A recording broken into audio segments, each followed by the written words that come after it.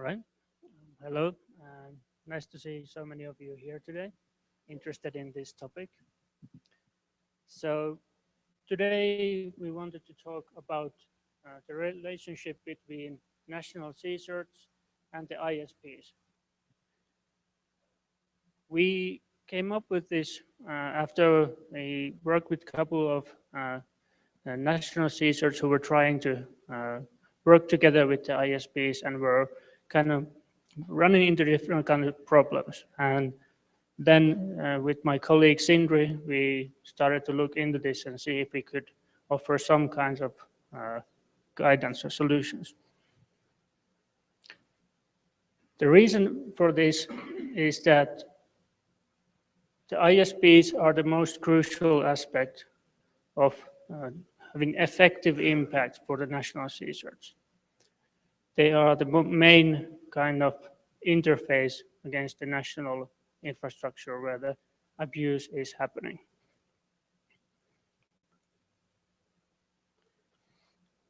Now, this is the diagram that we are going to be discussing over the next 45 minutes. It's a very simple concept, and the point is that we have a lot of network abuse. We have the national CERT. We have internet service providers who are providing the interface, and then we have the customer notifications that should happen so that the computers, infected, compromised systems in the country could be fixed. Now, this is a small fact or small part of what constitutes the activity of the national CERT. However, it is also a very important part. It's a small piece of that equation. It fits in there within the incident response and information sharing, but it has a large impact in how well the national CERT is functioning.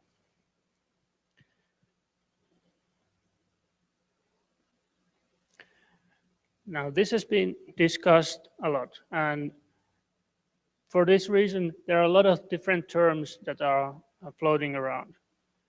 But what we need to do, and what we try to do in this presentation, is to look past these and try to identify the actual problem, which is that there are two distinct activities that we need to address. There is national CERT and the interaction it has with the ISPs. How does the national CERT approach the ISPs? How do they motivate those ISPs to take action? And there's a second issue, which is how do those ISPs then relay that information effectively to the citizens?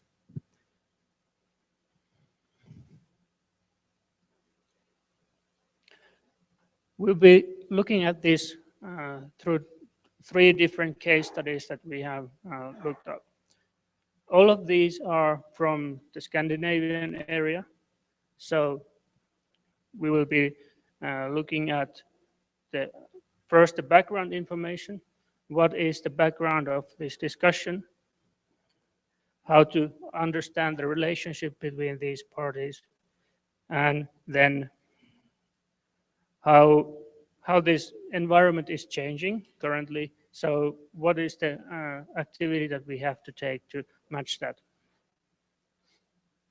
Then we will study the problem from 3 different perspectives. We have the perspective of the national CERT, where the national CERT has the motive of reaching out, trying to push the ISPs into some kind of action to respond to the abuse that is happening.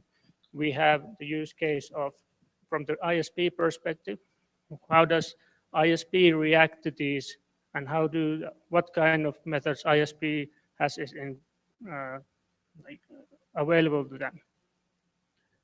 And then we have another story from Estonia where this has actually been shown to work very well. So this is us. Sindri has a background from the Iceland National CERT. He was one of the founding members of that organization and experienced the kind of challenge as they were trying to push their influence over the ISPs to have them do something for the internet abuse.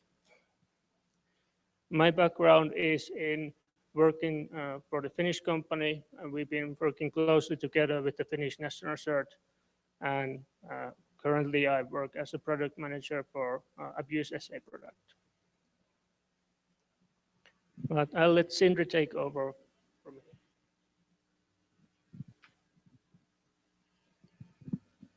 Okay, it's a pleasure to be here. So, well, pretty much the focus is on the challenge residing within the blue area. So it's the national CERT and the ISPs. So if you look at the operational, well, if you look at it from the operational view, so basically how do we get the upstream response to the data that the national CERT is constantly processing?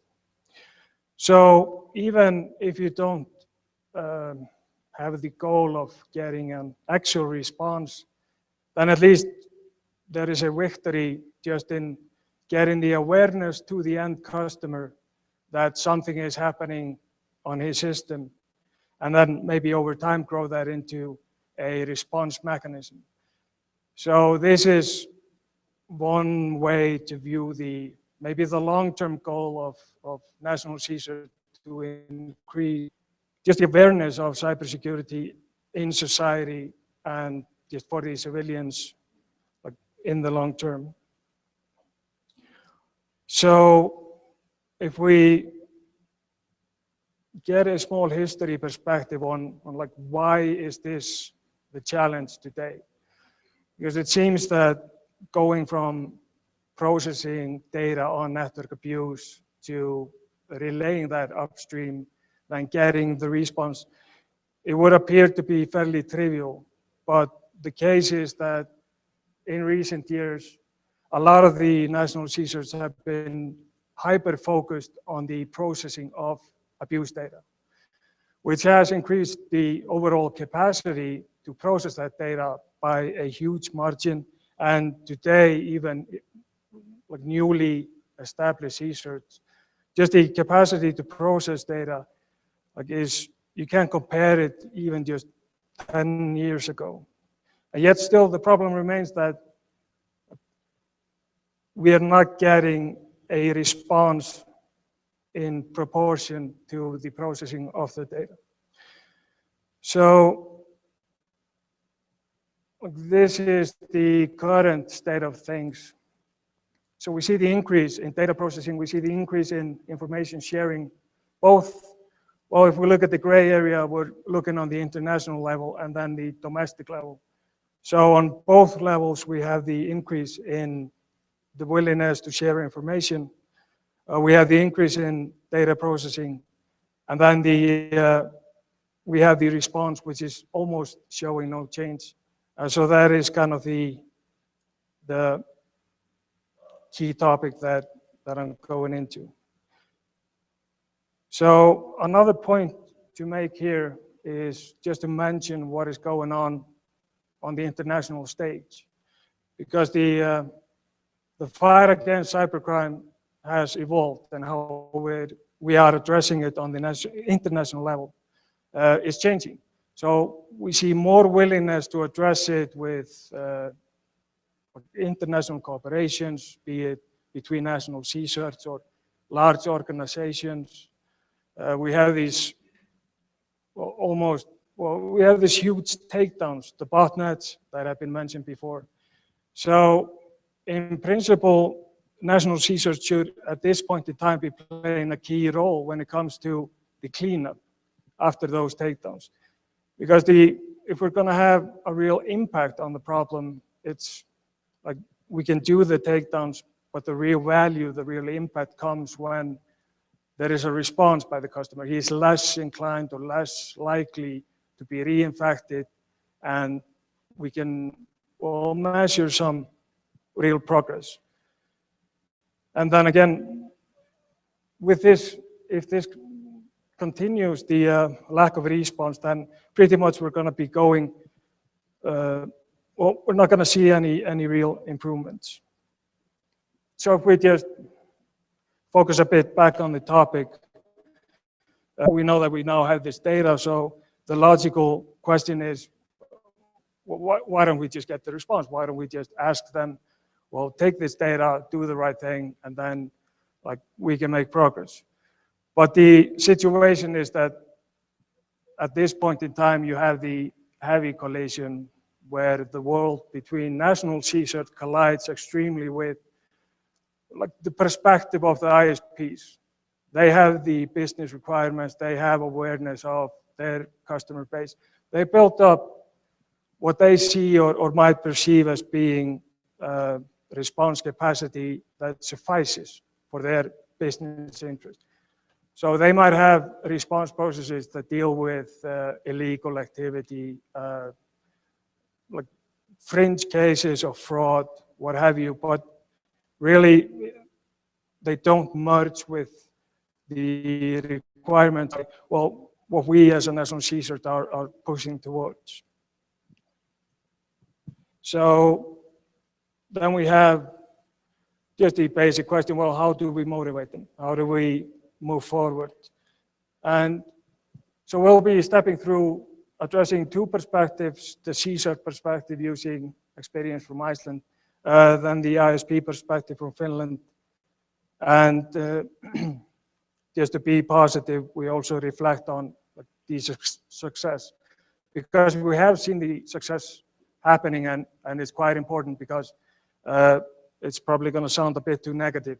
But then we have cases where you see success, and I think it's just to highlight that. So if we go back to Iceland and look at the background, so it's all pretty straightforward. We had the legislation, so we adopted the national role in 2012. And well, the team is still at this point in time within the telco regulatory authority. So that meant that when it was established, the constituency was the local telcos, so the ISPs, in fact.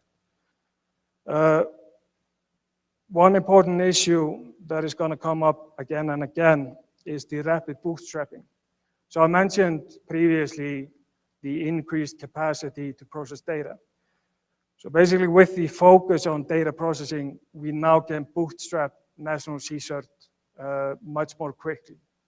So, and that turns out to be a mixed blessing, especially for our topic, as we will demonstrate. So just to give you a quick overview of like how things progressed back in Iceland.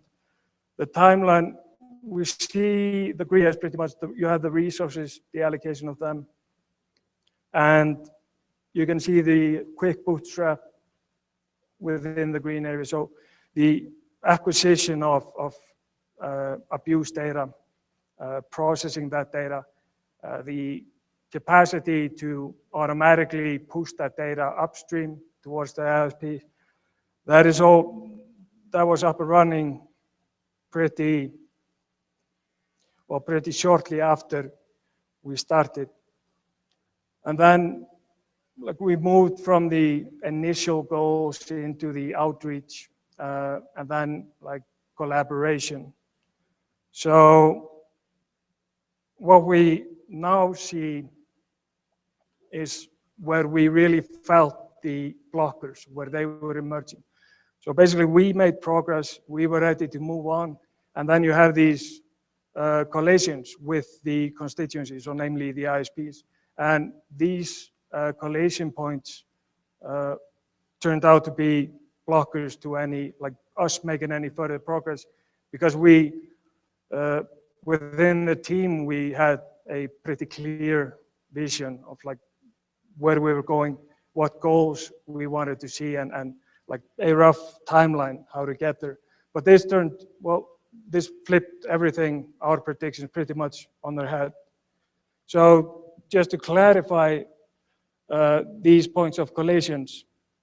So we have the upstream reporting, basically the abuse data being processed, push it out there, and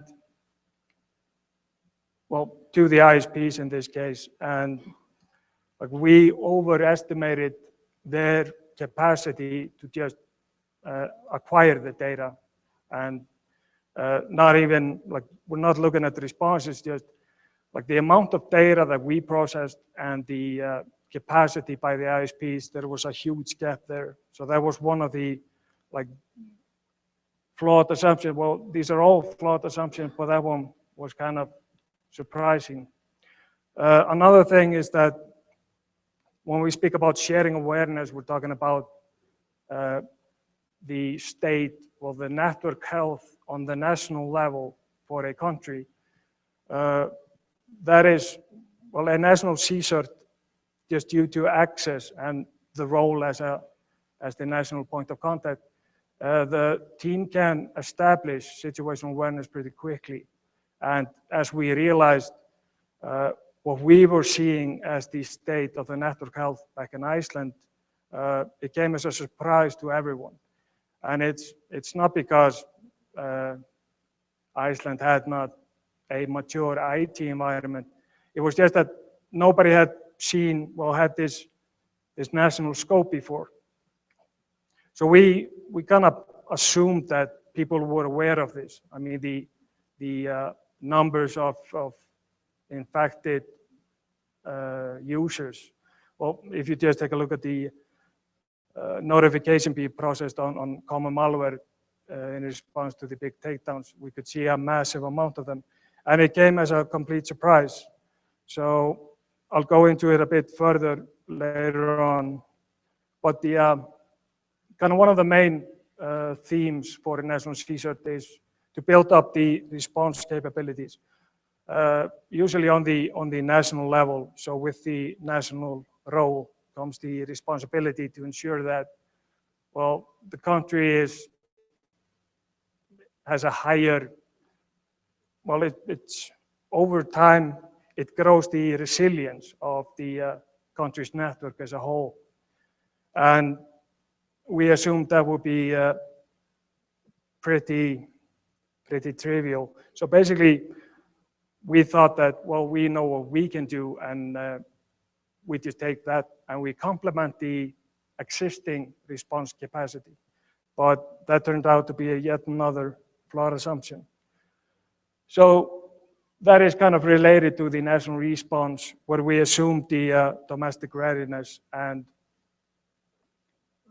it turned out that we really had to take a hard look, go back to the basics, and just like ask the question, how do we build up any sort of national response capacity from the ground up? And I'll quickly go over the main points again. So I mentioned the rapid bootstrapping. So basically, we had the automation up and running. So we just, instead of focusing on communicating or engaging in a dialogue with the upstream responders, we were more focused on just getting more data, processing that data, because we were somewhat blinded as to their capabilities. So this had a significant negative impact. I think the lesson here is that if you focus on the processing of network abuse data, the initial dialogue with the actors, the ultimate, well, in this case, the ISPs, the initial dialogue is always going to be biased towards addressing the issue as a whole. Like, we were aware we have a large problem, but we weren't asking, where should we start? We approached them on the basis that, well, we have a huge problem and we need to solve it.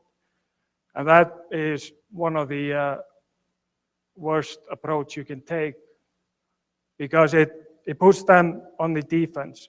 And ultimately, you know, we go through all these slides, and really it's what it boils down to is engaging in a meaningful dialogue.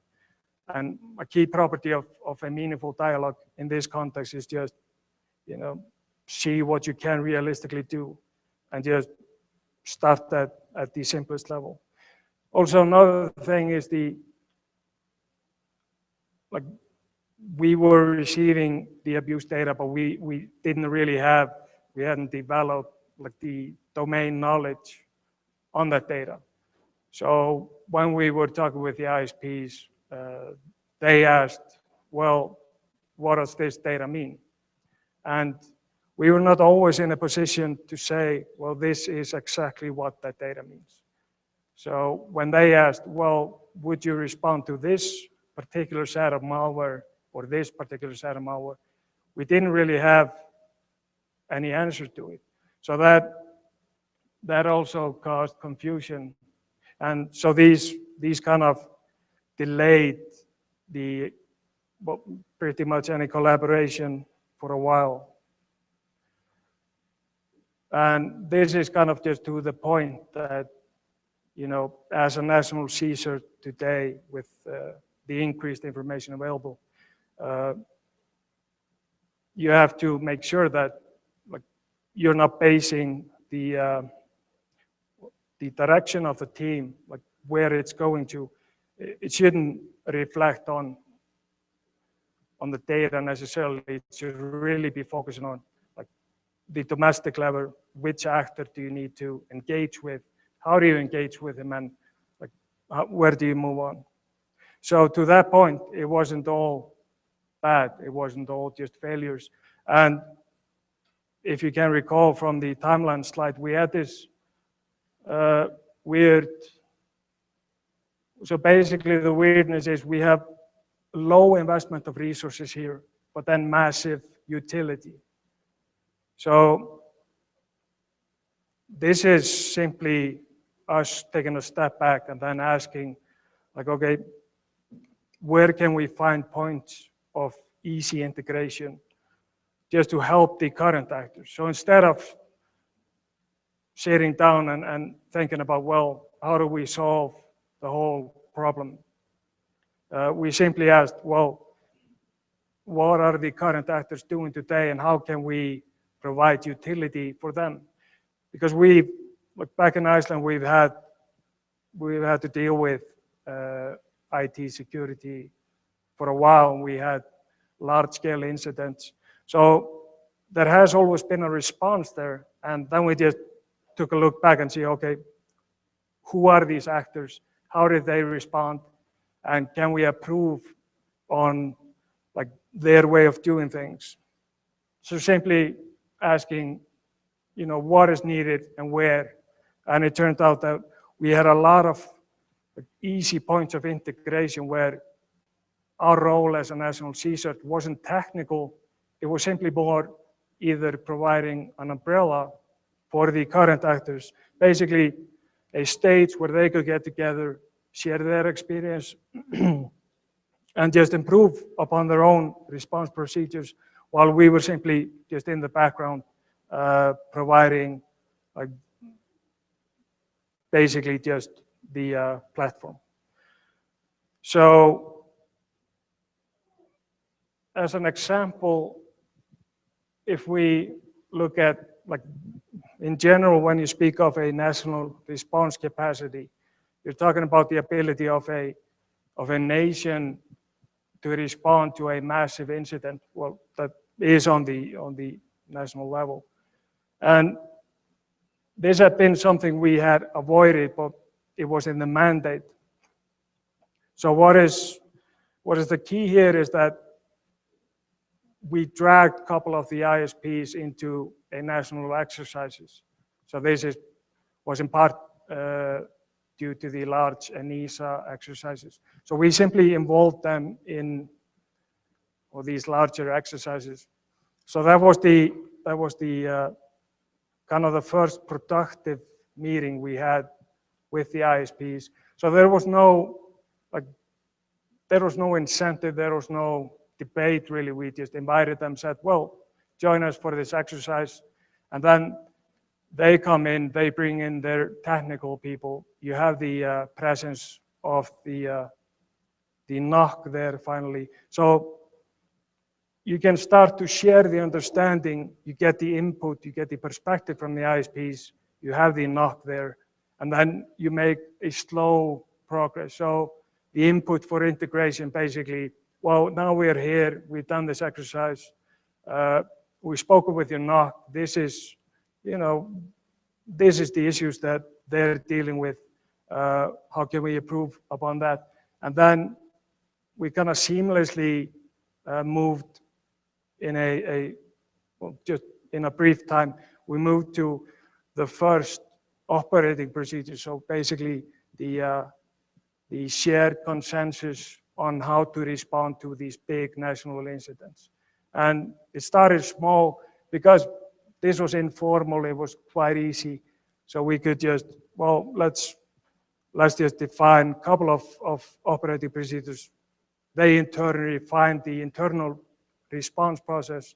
So they elevated the national response from like a person A in this company personally knows person B at another company. Therefore, you have these two companies with a shared response capacity. So we managed to formalize that more into saying that, well, we now have operating procedures for multiple ISPs that is not dependent on underlying personal relations.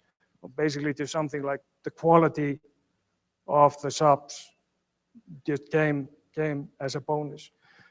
So the continued improvements, at this point you have the dialogue with the ISPs and then like you start addressing, well, maybe one point, at this point in time, we didn't have any response to the actual data that I was talking about previously.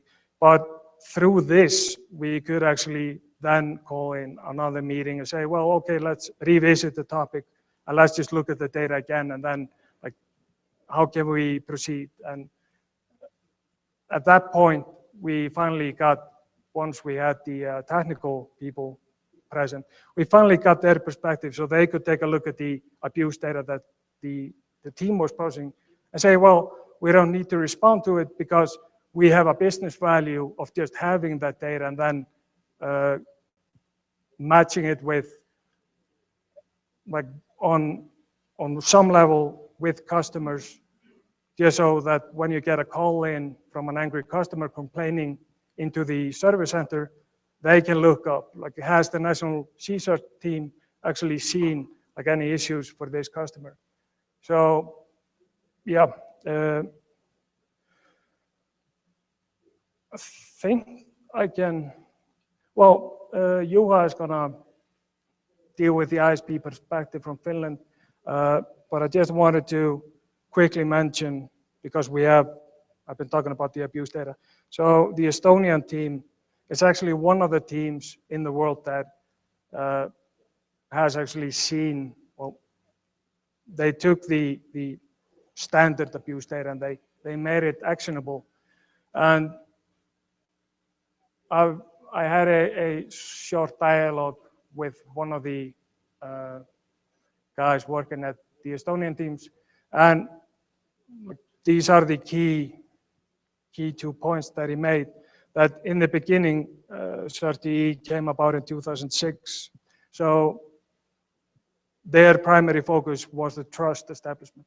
So basically, develop trust in the capabilities of the team and the members as well, which is also, you can relate that to the dialogue I mentioned earlier, the flow where we moved finally into the operating procedures. Really, it's just establishing a common dialogue, and ultimately, you need to develop trust in your own organizations. And that ties into the building relations between the national CERT and the ISPs at multiple levels. So it's not just national CERT and technical people. It has to reach the multiple levels. So up to management and so the how they made it actionable. was done in a short while. So pretty much you have a standard ISP over in Estonia that is receiving data from the national CERT, and that data is directly affecting their customers. So basically, they automatically notify each customer based on the data that the national CERT is processing.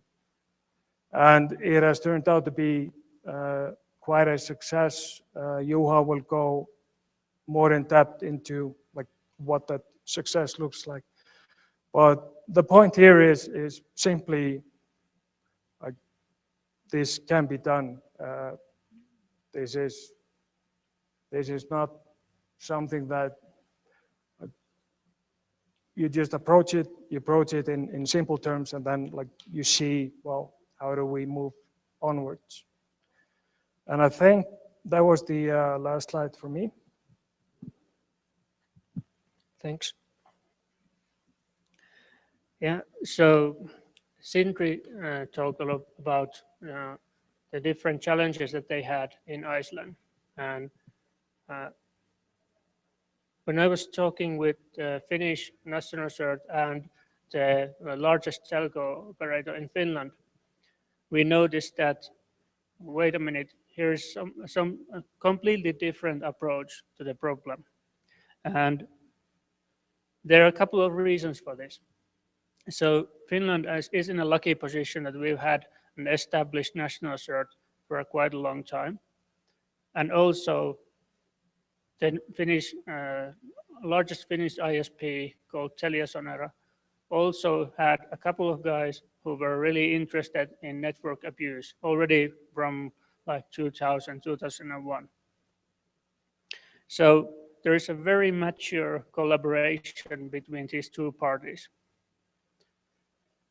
And in a way, the ISP is actually exceeding the expectations set by the national CERT. So they are doing more than what the national CERT is asking from them. And that is simply because of business reasons for them. They have noticed that it is worth their effort to be the most secure and ISP in Finland. And they are proud of that. So there are a couple of factors that influence this. One of the primary ones is trust, and this already became very clear in the Iceland example. But there needs to be a kind of friendly relationship between the national CERT and the ISPs that they are trying to help to handle the problem. Also, in Finland, there was a kind of friendly competition going on. And the Finnish national CERT is kind of helping that along. But we shouldn't forget that in Finland, this happened because of the long time span they had to spend on that. So there's been 15 years of incremental development of capabilities. And the fourth factor is automation. So the ISP in Finland decided to build own automation for abuse handling for their own customer base. And the trust relationship became very clear when we invited national CERT from another country to Finland and put them into the same room with the Finnish national CERT and the guy from the Finnish ISP. And they were amazed at how can a regulator and a person who is being regulated discuss so openly. But the reason is that they have very long time to establish that trust.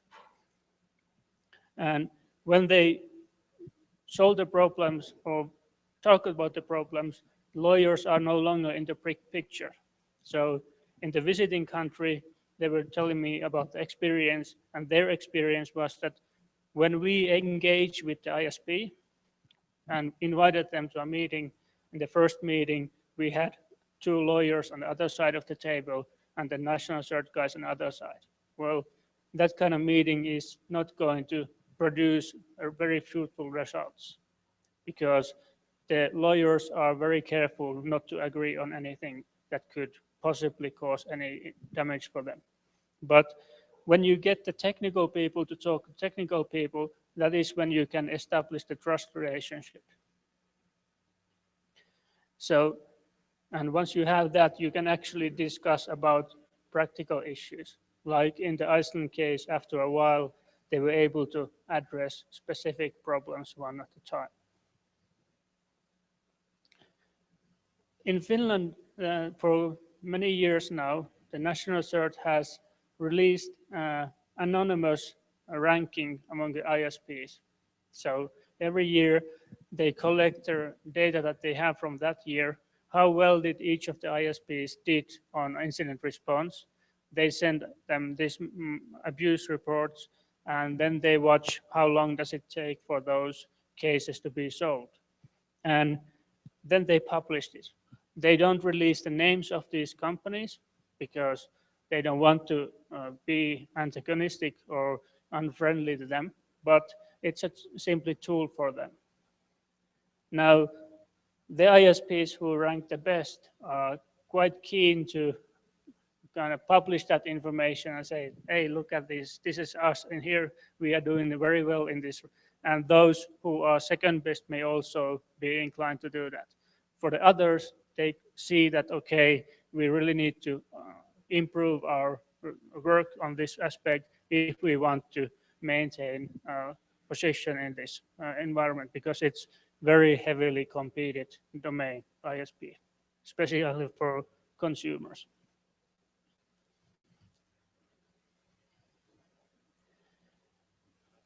Now, of course, they had a long time to do this, but we have seen from the Estonia case that it doesn't necessarily mean that it would take a long time in every place.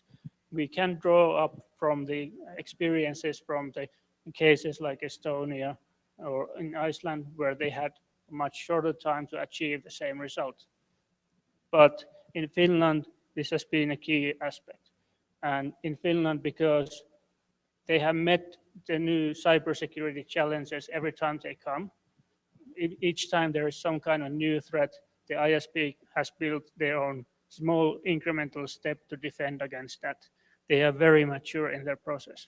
And actually, when I talk with the telco, they said that they actually see more abuse than they get reported from the national CERT, because they have mature systems designed for detecting kind of abuse in their network. But they still use the information that they get from the national CERT, because that is a very useful way for them to deflect the responsibility. So when they inform the customer, they do not say, I have this information that you are compromised. What they say is, I have this information from the national CERT that says that you are compromised. In that way, they kind of deflect the responsibility. Customer is happy. They never go to the national CERT to say, why did you send this to me? They're just happy that it wasn't the ISP that they have the direct customer relationship with that sent it to them.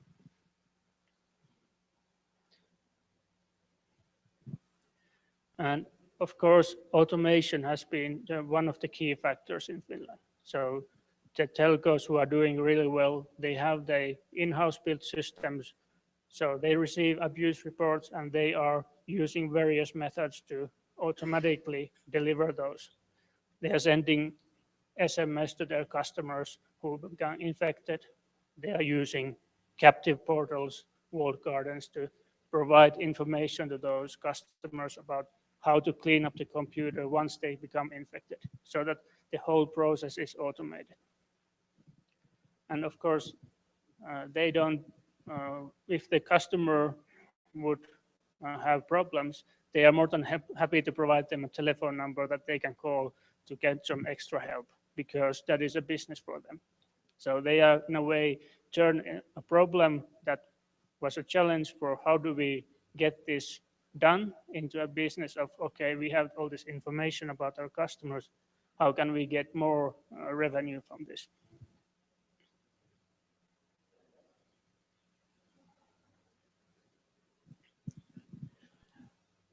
Here's an excerpt from the Finnish cybersecurity strategy that it has been on the base of all this work that we do in Finland.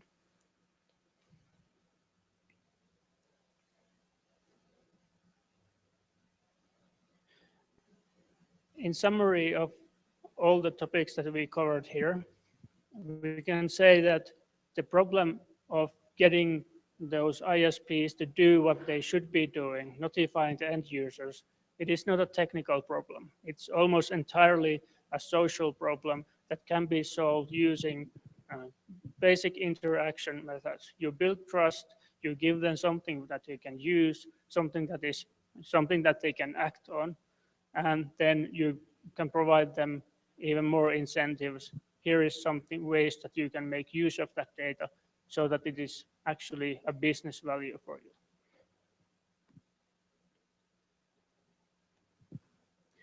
Thanks. I think we have 5 minutes for questions, if you have questions for us.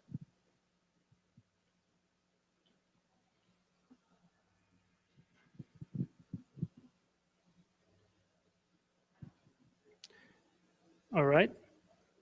Thank you for coming here. Les agradecemos la participación de los representantes de Synopsys con el tema cómo pueden motivar los equipos CERT nacionales a los ISP para asegurar que las notificaciones de las víctimas lleguen a los usuarios finales. De acuerdo a la agenda, la siguiente conferencia